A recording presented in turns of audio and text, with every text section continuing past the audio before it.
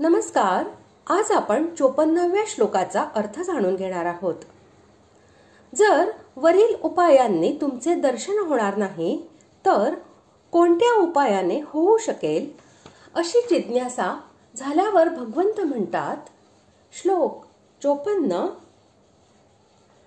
भक्त्या त्वनन्यया शक्य अहमेवं विधोऽर्जुन ज्ञातुं द्रष्टुं च तत्त्वेन प्रवेष्टुं च परन्तप.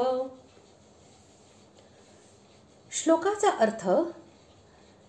परंतु हे परंतप अर्जुना, अनन्य भक्तीने या प्रकारच्या चतुर्भुजधारी मला प्रत्यक्ष पाहणे, तत्वतः जाणणे, तसेच माझ्यात प्रवेश करणे अर्थात माझ्याशी एकरूप होणेही शक्य आहे.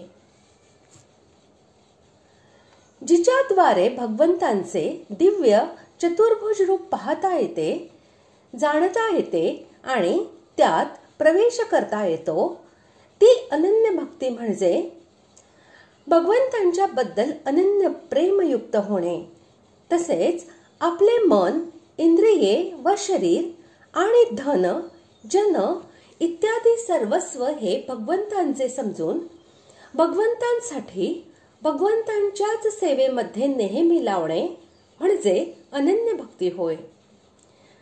हिचे वर्णन पुढील श्लोकामधील अनन्य भक्ताच्या लक्षणांमध्ये विस्ताराने केलेले आहे. सांख्य योगानेही परमात्मा प्राप्त होतो असे मागील अध्यायांमध्ये सांगितले आहे.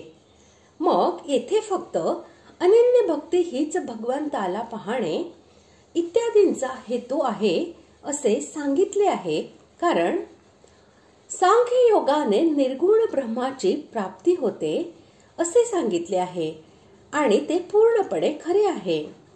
परंतु सांख्य योगामुळे सगुण साकार अशा भगवंतांच्या दिव्य चतुर्भुज रूपाचेही दर्शन घडेल असे काही सांगता येत नाही, कारण सांख्य योगामुळे साकार रूपात दर्शन देण्यासाठी भगवंत हा बांधलेला नाही.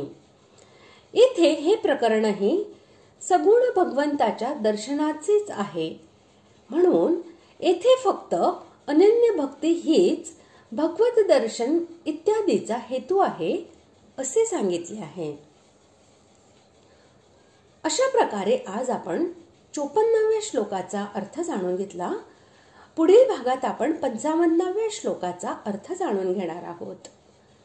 धन्यवाद.